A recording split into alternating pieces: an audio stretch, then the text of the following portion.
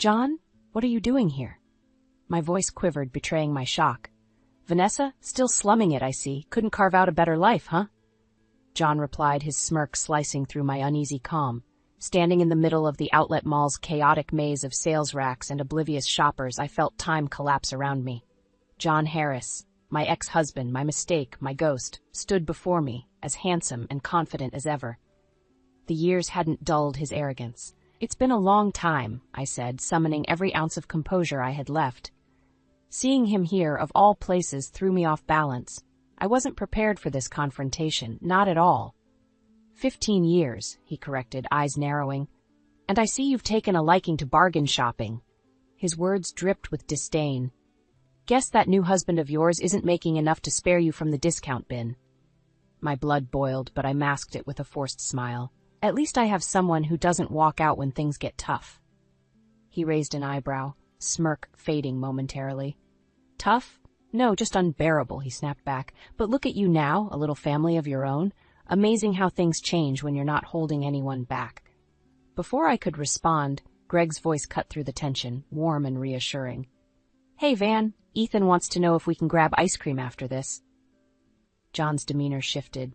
Gone was the snide tone and superior attitude. He turned, visibly taken aback by the sight of Greg and our children. I could see him recalibrate, eyes flicking to Ethan and Lily, assessing. Everything all right, honey? Greg asked, eyes flicking to John. Oh, it's just an old acquaintance, I said, hoping the lie wasn't too obvious. Greg Carter, Greg said, extending his hand. Vanessa's husband. John hesitated for a split second before shaking Greg's hand. John Harris, he mumbled. His eyes then landed on Lily and Ethan. Your kids? Yes, this is Lily, I said, patting my daughter on the shoulder. And Ethan. Ethan looked up curiously at John, innocence radiating from him. Hi, mister. John's face softened in a way I hadn't seen before, almost wistful. Then with a sharp inhale he collected himself. Nice to meet you all, and this is Oliver, my son. He gestured towards a boy waiting nearby. The resemblance to John was uncanny, but also there was something off, something gnawing at my intuition. Hi, Oliver, Greg greeted kindly. Oliver pulled a polite smile. Vanessa, sensing the strained silence, interjected, We should get going. Kids, say goodbye. As we walked away, I couldn't help but glance back. John stood there, a ghost from my past who somehow still held strings to my present. The chance encounter had rattled me more than I cared to admit. In the car, I took a deep breath. Are you okay? Greg asked softly. I nodded, but my mind raced. The sight of John after all these years, his spiteful words, and then the eeriness of his new family, it left me uneasy, like something darker lurked beneath the surface. This would not be the last time I saw John Harris. And with each encounter, old wounds would reopen and new mysteries would unfold. Even now, a nagging feeling told me that today was just the beginning of something that could change everything. Little did I know, I was right. The drive home was quiet, too quiet. Greg, always quick to sense when something was off, finally broke the silence. You want to talk about it? I sighed, staring out the window at the passing scenery. That was John Harris, I admitted. Greg's grip tightened on the steering wheel. Your ex? Yeah, I mumbled, feeling the words stick in my throat. It brought back a lot of bad memories. Mom, who was that man? Lily asked from the back seat, her innocent curiosity piercing through the tension. Just someone from my past, sweetie. I forced a smile, trying to mask the unease spreading through me. Nothing you need to worry about. When we got home, Greg wrapped his arms around me, pulling me close. We've built a good life, Van. Don't let him drag you back into the past.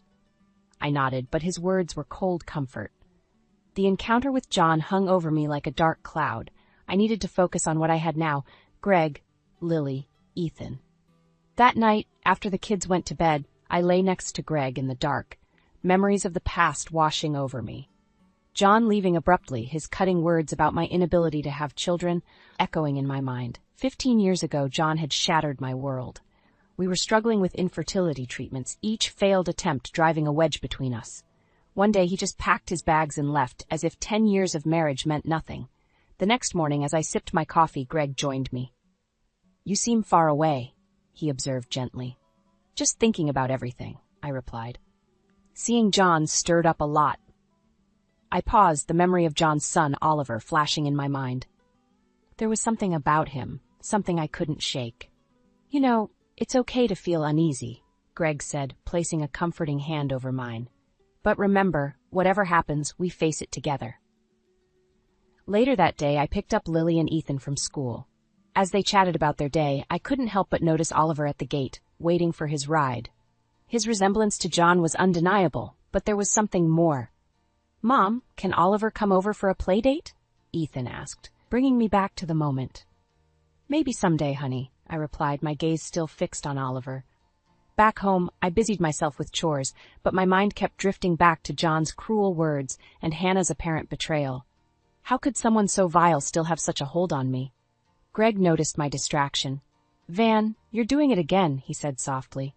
"Doing what?" "Letting John get to you," he replied, lifting my chin so I met his eyes. "That man doesn't deserve another second of your thoughts." He was right. I needed to focus on my family, on the present, but the nagging feeling wouldn't leave me. John's sudden appearance, those pointed remarks, it all felt like a warning, a sign that the past wasn't done with me yet. I decided that evening as I tucked Lily and Ethan into bed that I couldn't let John's reappearance unsettle our lives, but the questions lingered. What had really happened with John after he left? What secrets was he hiding now? Greg kissed me goodnight, his unwavering support a beacon in my stormy thoughts. "We'll get through this, Van, just like we always have." As I drifted to sleep, I resolved to uncover the truth about John's new life. Whatever it took, I owed it to myself and my family to finally put the past to rest. I decided to take Lily and Ethan to the park over the weekend. Greg joined us as we tried to enjoy a peaceful family day. It worked for the most part, but every now and then my mind wandered back to John and his biting remarks. As the kids played on the swings, Greg squeezed my hand. "You're thinking about him again, aren't you?" I sighed. "I can't help it, Greg. There's something that just doesn't sit right." Just then, we heard an all-too-familiar voice. "Fancy seeing you here, Vanessa." I turned to see John, his smirk ever present. His new wife, Hannah, stood beside him, looking impeccable, but holding an air of coldness. "John," I acknowledged stiffly. "Hannah. Enjoying family time?" John scoffed, his tone dripping with sarcasm. "It's cute, really." Hannah sized me up with a glance. "I see you've moved on quickly after him." "Yes, I have a wonderful family now," I said firmly, hoping to end the conversation. Oliver, playing nearby, ran over to join Ethan on the swings. Yet I couldn't help but notice Hannah keeping a close watch on him, almost protectively. John's gaze landed on Greg. "You must have a lot of patience to deal with her," he sneered. "Actually, Vanessa is amazing," Greg retorted, his voice calm. "I'm the lucky one here." John barked a laugh. "Amazing, right? Too bad she was barren and old for me." Greg shot up from the bench. "Watch your mouth, Harris." Hannah put a hand on John's arm, trying to pull him back. "John, not here." But John shrugged her off, stepping closer to us.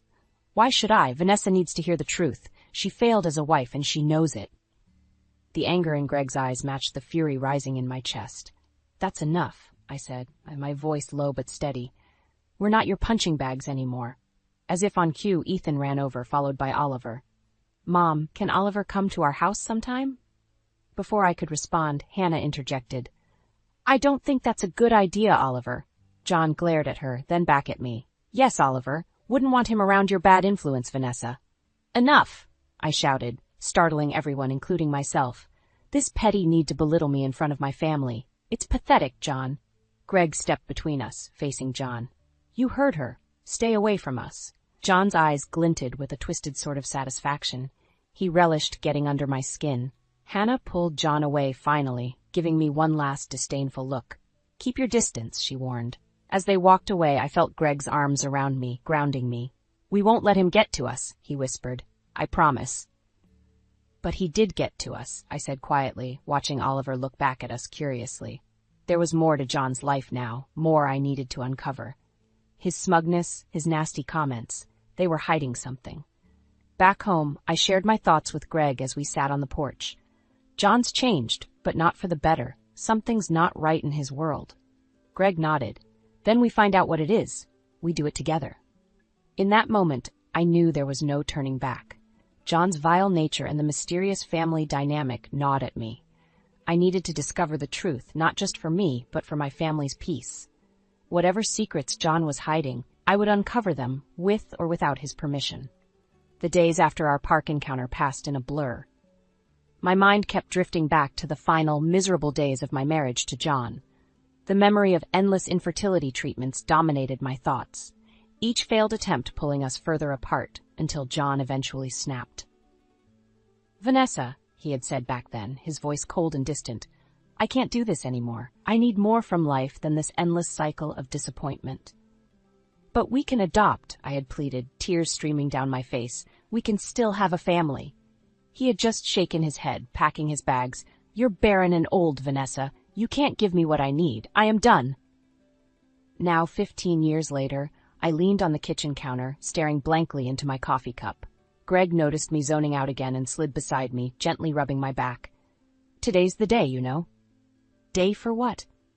"For focusing on our current life. I thought maybe a picnic at the lake would be good." I nodded, trying to push the past away. "Sounds great." Greg, Lily, Ethan, and I packed up and drove to the lake, our temporary escape. The kids ran ahead, laughing and playing, while we spread out the blanket and picnic basket. As I watched my children, I felt a sense of peace. Greg sat down beside me, handing me a sandwich. "Remember, we're here now. This is what matters." I smiled, grateful for his support. My thoughts, however, kept creeping back to John's haunting words and Oliver's eerie resemblance to his mother, Hannah. After lunch, while the kids skipped stones along the water, I turned to Greg. "You know, I can't help but think there's something more going on with John." Greg sighed, clearly aware I wasn't going to let this rest. "If it's really bothering you, maybe it's time we dig a little deeper. But do it carefully, Van. The last thing we need is more drama." I nodded, relieved to have his support. "Yeah, carefully." Over the next few weeks, I started piecing things together, reaching out to old contacts discreetly. Conversations with mutual acquaintances revealed John's troubled financial history and erratic behavior. Hannah's pristine social media posts painted a different picture. Her life seemed too perfect, too curated. One afternoon, as I was picking up the kids from school, I saw John's car parked outside. He was talking to Oliver, his expression tense. I caught snippets of their conversation. "I told you to stay away from them," John snapped. "But Dad, Ethan's my friend," Oliver protested, looking confused. "You don't need friends like them," John hissed, eyes darting around as if afraid someone might overhear. "John," I called out, walking towards them. "Is there a problem?" John's face twisted with anger. "Stay out of this, Vanessa. Why do you always have to be so mean?" Oliver shot back at his father before running off towards the school gate, tears in his eyes. "Nice parenting," I scoffed. "Back off, Vanessa. My family's none of your business," he spat. I looked him square in the eye. "When you drag my family into your mess, it becomes my business." John stormed off, leaving me with a growing sense of unease. Clearly, things weren't as perfect in his new life as he wanted everyone to believe. But what was he hiding? That evening, I confided in Greg everything I had observed. "There's something deeply wrong going on here. I can feel it." "We'll find out what it is," Greg reassured. "Step by step, we'll uncover the truth." And so, amidst happy family moments and unsettling encounters, the pursuit of truth began.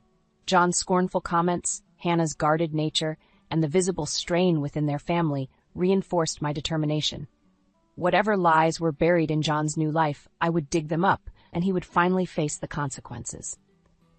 The next week, I finally opened up to Greg about my plan. "Greg, I think we need to investigate John further. I can't shake the feeling that he's hiding something really big." Greg leaned back in his chair, thoughtful. "All right, Vanessa. How do you want to start?" "My accounting skills can be useful here. Maybe I'll dig into his finances, look for any irregularities. Can you see if you've got any contacts who could help figure out what he's been up to?" Greg nodded, determination etched on his face. "We'll get to the bottom of this." Using old connections, Greg reached out to a private investigator he knew, while I began sifting through public records, tax filings, anything linked to John and Hannah. A few days later, with stacks of paperwork spread out on the dining table, I felt my first breakthrough approaching. "Greg, look here," I said, pointing to a document. "There's a company registered under Hannah's name that John seemed to funnel money into regularly. Why would he do that?" Greg looked it over and frowned. "That's odd. Maybe it's a front for something." "Possibly," I agreed. "But what?" The weekend gave us the chance to focus even more. I think we should visit some of these addresses linked to the company, Greg suggested. It was late afternoon when we found ourselves outside a dilapidated warehouse. It felt like a scene from a movie, quiet, almost too quiet. We walked around the building, looking for anything unusual. As we turned a corner, we spotted John arguing with a rough-looking man. "Did you think I wouldn't find out?" the man growled. "Back off, Larry. This isn't your business," John snapped. "It is when you owe me," Larry shot back, their voices getting louder. Greg pulled out his phone and started recording discreetly. I watched, feeling a mix of fear and curiosity. Before we could gather more, John and Larry left, their argument echoing in the empty space. Back in the car, my heart raced. "Did you get that?" I asked Greg. "Every word," he said, showing me the recording. "Why's he dealing with shady people?" "I don't know, but we're getting closer," I said. Over the next few days, things got more complicated. The investigator Greg contacted found something crucial. John had a vasectomy years ago, meaning he couldn't have fathered Oliver. This revelation hit me like a truck. "Greg, this changes everything," I said, shocked by the news. Greg's face hardened. "We have to confront them. This is bigger than we thought." So, preparations began for an upcoming alumni event where we knew John and Hannah would be present. Greg printed out documents confirming the vasectomy, and I prepared myself for a public showdown. I spent evenings rehearsing what to say, fluctuating between anger and determination. Greg stayed close, his support unwavering. "Remember, you're doing this for the truth," he reminded me. Finally, the night of the event arrived. My heart pounded as we approached the venue, arm in arm. Spotting John and Hannah, we headed straight for them. "Vanessa, Greg, what a surprise," Hannah said, her smile tight. "We need to talk," I declared, voice steady but loud enough to draw attention. John's eyes narrowed. "What now?" Greg pulled out the documents and handed them to John. "Explain this," he demanded. John's face turned white, his bravado crumbling. "You've been spying on me?" "Truth has a way of coming out," I said evenly. "What do you have to say, John?" The room grew silent, everyone's eyes on us. Hannah's face turned crimson as she understood what was happening. The web of lies and deceit was unraveling right before them, and there was no stopping it now. The truth about Oliver's parentage, John's vasectomy, and the financial irregularities, all exposed in public. As John faltered, trying to regain control, Hannah's tears and sputtered excuses sounded like hollow echoes in the room, filled with stunned silence. This confrontation was just a step in uncovering the deeper truth, but it was necessary. As we walked away, leaving the shocked crowd and shattered reputations behind, I felt a weight lift. The past no longer shackled me. Now I was ready to face whatever came next. The air was thick with tension as the whispers started, eyes glued to the scene unfolding in front of them. John stood there, hands shaking, holding the documents we just handed him.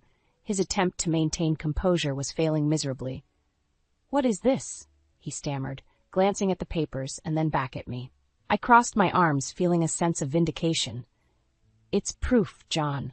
Proof of your lies. You had a vasectomy years ago. You couldn't have fathered Oliver."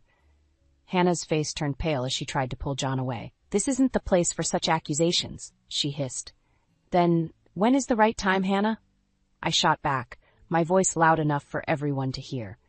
"Maybe you should explain how Oliver came to be." The crowd around us grew larger, their curiosity tinged with judgment. John swallowed hard, anger replacing his initial shock. "You've gone too far, Vanessa."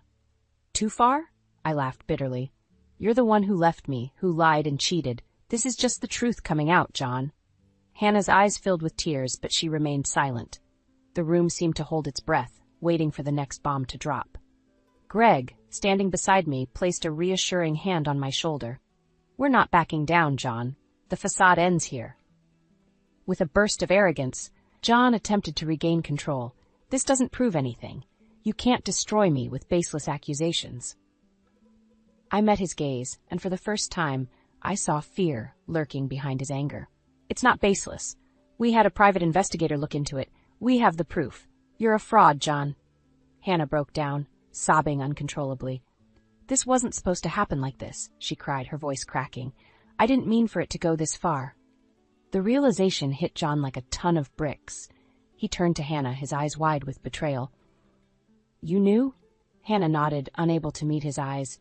"I thought I could make it work, that you wouldn't find out." John's rage boiled over. "You ruined everything," he shouted. "You and your lies." I took a step forward, looking directly at Hannah. "Why, Hannah? Why lie about a child's parentage?" She looked up, tears streaming down her face. "I wanted a family. I knew John wouldn't stay if he knew the truth." The room gasped, the weight of her confession hanging heavily in the air. Oliver, standing at the edge of the crowd, looked between John and Hannah, confusion and hurt etched on his young face. "Oliver," I called gently, "come here, honey." He hesitated, but then walked towards me, his eyes searching mine for answers. "Is this true?" he whispered, his voice trembling. I knelt down, my heart breaking for him. "It is, and I'm so sorry you had to find out this way." John turned to me, his voice low and dangerous. "You've destroyed my family. Are you happy now?" My answer was steady and resolute. "No, John. You destroyed it with your lies. I just revealed the truth." Greg stepped in, pointing to the pile of evidence. "We'll make sure everyone knows the truth, John. You can't hide behind lies anymore." As John and Hannah stood there, broken and exposed, Greg and I turned to leave. The whispers followed us out, the fallout of the confrontation spreading like wildfire. But for the first time in years, I felt a sense of closure. Back in the car, I took a deep breath. "It's over," I said, a mix of relief and sadness washing over me. Greg squeezed my hand. "It's over, and we did the right thing." Looking back at the venue, I knew the road ahead would still have challenges. But for now, the truth had prevailed. And that was enough. We drove home, ready to face whatever came next, together. We had barely stepped into the house when my phone rang. I glanced at the screen. It was Mary, an old friend from college who had been at the alumni event. "Vanessa, what happened tonight?" "Everyone's talking about it," she said, her voice a mix of shock and curiosity. "It's a long story, Mary. Just know that John's finally been exposed for who he really is," I replied, my voice more exhausted than triumphant. "You did the right thing. I always knew there was something off about him," she said before we wrapped up the call. I sank into the couch, feeling the weight of the evening lift slightly. Greg brought over 2 cups of tea and sat down beside me. "It's not over, you know," Greg said gently. "John's not just going to go quietly." "I know," I replied, "but we'll face it together." The next morning, I found messages waiting for me, some supportive, others prying for more details. The town buzzed with gossip, and I prepped myself for the fallout. Greg took the kids out for breakfast while I tackled emails and phone calls. Just as I was wrapping up, there was a loud knock on the door. I opened it to see John, looking disheveled but still defiant. "We need to talk," he growled. "Fine," I responded, letting him in. "But I'm not going to be bullied in my own home, John." He paced the living room, his agitation palpable. "You couldn't leave it alone, could you? You had to dig up crap to ruin me." "You ruined yourself, John," I said, standing firm. "I just made sure the truth came out." "You've taken everything from me. My career, my reputation, my family," he shouted, his face turning red. "Your lies are what took those things," I replied, my voice calm but strong. "You did this to yourself." His eyes narrowed as he leaned closer. "You think this is over? I'll make sure you regret this." "Leave," I said coldly. "Now." He glared at me but turned to leave, slamming the door behind him. Greg and the kids returned shortly after. I didn't want to alarm them, so I kept the conversation light while Greg read the tension in my face. Later, when the kids were in their rooms, I filled him in on John's visit. "We need to be careful," Greg said, his concern evident. "John's desperate, and desperate people do desperate things." Days passed with John's threatening words lingering in my mind. Then, one evening, I noticed a car tailing me on my way home from work. My heart raced, but I tried to stay calm, taking different routes until I lost them. At home, I shared my concerns with Greg. "Someone was following me today. I'm sure of it." Greg frowned. "We'll need to be more cautious. I'll call the investigator and see if he can help." True to his word, Greg arranged extra security measures while I coordinated with the investigator. Evidence and paternity tests were filed, safeguarding our position. A week later, the investigator's findings revealed more of John's dealings, financial fraud, illicit business ties, and much more. We compiled the evidence, preparing for the storm that was sure to follow. With legal protection in place, Greg and I met with an attorney to discuss the next steps. "Given the evidence, we can press charges against John," the attorney explained. But this could get messy, especially with the public exposure. We're prepared for that, I said firmly. He needs to face the consequences. Back at home, I prepared dinner while Greg helped the kids with their homework. It was a brief moment of normalcy, a reminder of what I was fighting to protect. My phone buzzed again. This time it was an email from the attorney, detailing the initial steps for the case. I shared the news with Greg, who looked both concerned and relieved. "We're in for a long fight," he said, wrapping an arm around me, "but we'll make it through. Together." Watching Lily and Ethan at the dining table, I felt a sense of renewed determination. John's downfall wasn't just about revenge. It was about protecting my family and ensuring they knew integrity and truth had a place in our lives. And so, with the calm before the legal storm, we steeled ourselves for the battle ahead, unified and unyielding in our pursuit of justice. The courtroom was silent, except for the hum of tense whispers. John sat across from us, his face a mask of defiance, while Hannah fidgeted beside him, her eyes red from crying. Greg squeezed my hand, a silent reminder that we were in this together. The judge called the session to order, and our attorney rose to present the case. "Your Honor, we have compelling evidence showing financial fraud, manipulative behavior, and the falsification of paternity." As the evidence was laid out, document by document, John's composure faltered. His attorney tried to object, but the judge allowed the presentation to continue. The room held its breath as the details of John's deceit unraveled. Hannah broke down during her testimony. "I didn't know what else to do. John demanded perfection, and I was terrified he'd leave if I told the truth about Oliver." John shot her a look of pure venom. "You're pathetic," he spat. The judge banged his gavel. "Order in the court." After hours of testimonies, the judge adjourned the session, announcing a ruling the next day. The tension was palpable as we left the courtroom. Outside, Greg pulled me into a supportive hug. "We've done everything we can, Van," he whispered. "I know, now we wait." That night, sleep was a distant friend. I lay in bed, staring at the ceiling, replaying the day's events. Greg's steady breathing beside me was a small comfort. Tomorrow would bring closure, one way or another. Morning came quickly. As we drove to the courthouse, my heart pounded with anticipation. Back in the courtroom, the judge entered, looking stern. After careful deliberation, the court finds the defendant, John Harris, guilty on multiple counts of fraud and deceit. Custodial rights over Oliver are hereby contested, pending further investigation. John's face crumpled, his arrogance replaced by panic. He stood up, pointing at me. "This is your fault, Vanessa. You and your vendetta."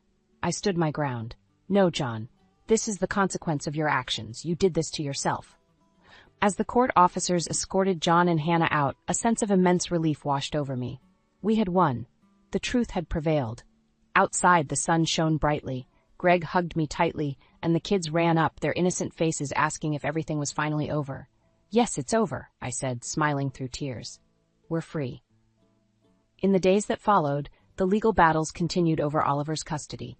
John's reputation was shattered, leaving him scrambling to pick up the pieces of his once dominant life.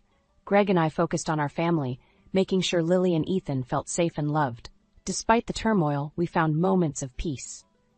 One evening, as we sat on the porch, I noticed Oliver approaching our house, looking hesitant. "Vanessa?" he asked, his voice small. "Yes, Oliver. Can I stay here for a bit, with you and your family?" Tears welled up in my eyes as I looked at Greg, who nodded. "Of course, you can," I said, opening my arms to him. Our family welcomed Oliver with open hearts. Over time, he became part of our lives, finding stability and care among us. The scars left by John's manipulation slowly healed, replaced by the bonds we formed together. Through the chaos, we emerged stronger, bound by truth and love. As we watched the kids play in the yard, Greg held me close, whispering, "We did it." "Yes," I whispered back, feeling a deep sense of satisfaction and hope. "We did." With John's downfall behind us and our family closer than ever, we faced the future, knowing that we had overcome the shadows of the past. Our story was one of resilience, proof that no matter how dark the times, light could always break through. And so we moved forward, hand in hand, ready for whatever came next.